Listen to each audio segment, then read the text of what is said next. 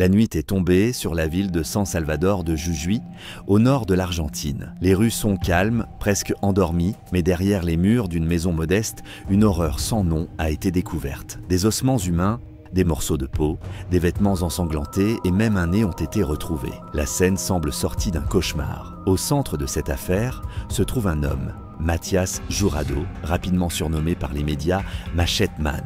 Un surnom qui n'est pas anodin, cet homme se promenait souvent dans son quartier armé d'une machette, parfois en poussant une brouette, parfois en transportant des sacs mystérieux. Mais qui était vraiment cet individu ?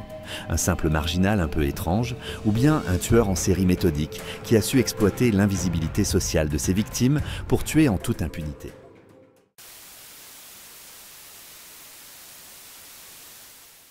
San Salvador de Jujuy est une ville de taille moyenne située dans le nord de l'Argentine, près de la frontière bolivienne. C'est une région marquée par la pauvreté, le chômage et une forte marginalité. Les inégalités y sont criantes. D'un côté, quelques quartiers résidentiels relativement tranquilles. De l'autre, des zones défavorisées où survivent des familles entières et de nombreux sans-abri. C'est dans ce décor que grandit Matías Jurado, un environnement où l'État est peu présent et où la misère crée ses propres règles. Dans ce contexte, beaucoup sombrent dans l'alcool, la drogue ou la petite criminalité. Et parmi eux, certains disparaissent sans que personne ne s'en aperçoive.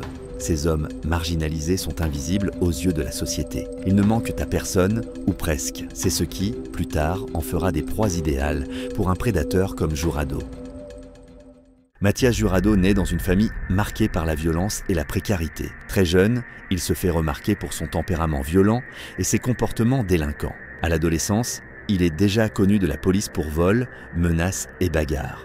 Un détail glaçant de sa biographie. Jurado a été condamné pour homicide alors qu'il n'était encore qu'un mineur. Ce passé lourd laisse entrevoir un profil dangereux.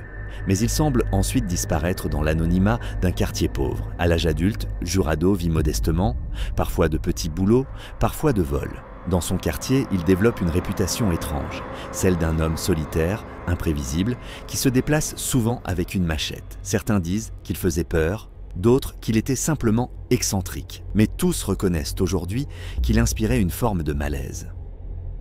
Les habitants de Jujuy ne tardent pas à lui donner un surnom, El Machetero ou Machete Man. La nuit, on le voyait marcher armé, traînant parfois une brouette, parfois transportant des sacs noirs. Certains voisins le prenaient pour un original. D'autres, plus attentifs, se demandaient ce qu'il pouvait bien transporter ainsi dans l'obscurité. Avec le recul, ce surnom qui semblait presque folklorique prend une dimension effrayante. Il était en réalité l'annonce de ce que la police allait découvrir. Un tueur qui chassait dans l'ombre, utilisant les rues de son quartier comme terrain de chasse.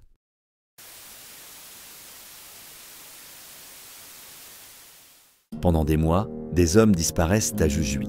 Mais comme il s'agit de sans-abri et de personnes isolées, les signalements sont rares et peu suivis d'effet. Pour la police, il ne s'agit pas de priorité. C'est seulement lorsque plusieurs familles commencent à insister que les enquêteurs s'y intéressent sérieusement. Les enquêteurs passent en revue des dizaines d'heures de vidéos de surveillance et ce qu'ils découvrent est sans appel. Plusieurs des victimes disparues apparaissent dans les enregistrements, montant dans des taxis en compagnie de Jurado.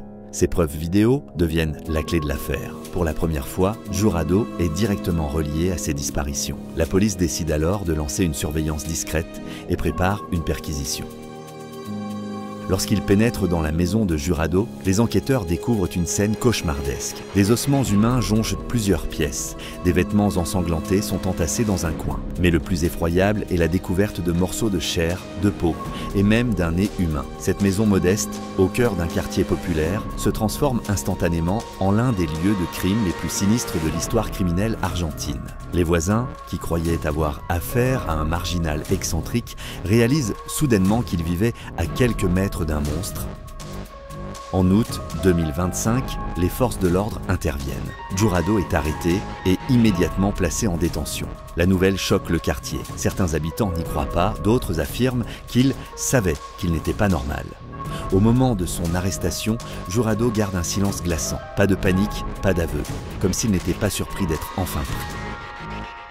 Les enquêteurs sollicitent l'aide de l'équipe argentine d'anthropologie judiciaire. Ces experts analysent les os, les tissus humains et les vêtements retrouvés dans la maison. Les résultats ADN permettent d'identifier 4 victimes. Mais au-delà de ces 4 cas confirmés, la police soupçonne fortement qu'il y a eu d'autres meurtres. Des dizaines d'échantillons sont encore en cours d'analyse et la liste des disparus pourrait s'allonger.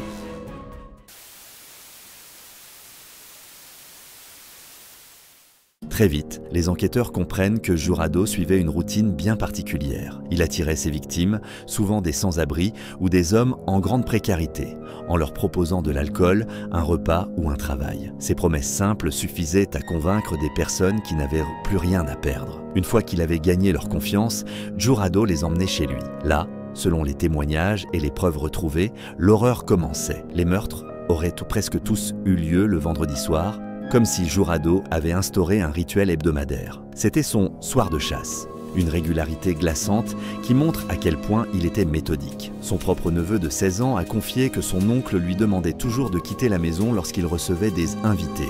Le jeune garçon a raconté qu'il sentait que de mauvaises choses se produisaient sans oser imaginer l'ampleur de l'horreur.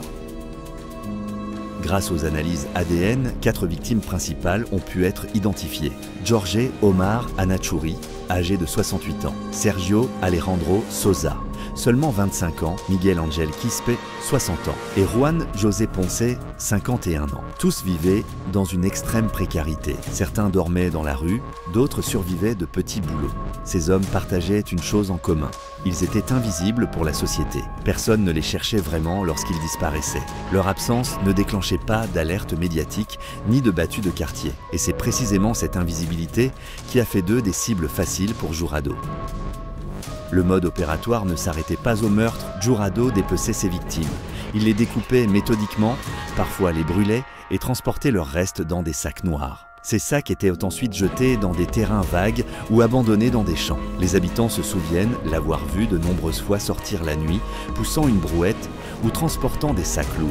Certains pensaient qu'il jetait des ordures, mais en réalité, il se débarrassait de morceaux humains. Ce schéma, répétitif et froid, rappelle les plus célèbres tueurs en série de l'histoire. Jurado, dans sa petite ville, reproduisait les méthodes les plus terrifiantes, comme s'il avait créé son propre rituel macabre.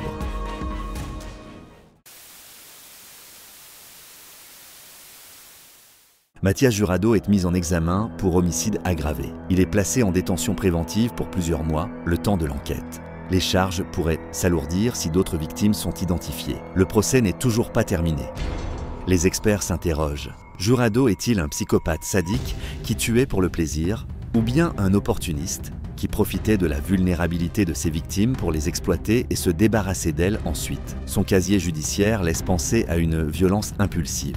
Mais son rituel hebdomadaire, la méthode de dissimulation et la régularité des meurtres évoquent au contraire un tueur organisé. Même si Jurado a été arrêté, l'affaire est loin d'être terminée. De nouveaux échantillons sont encore en cours d'analyse et il est possible que d'autres victimes soient identifiées, ce qui laisse entendre que l'horreur pourrait être encore plus vaste que ce que l'on imagine.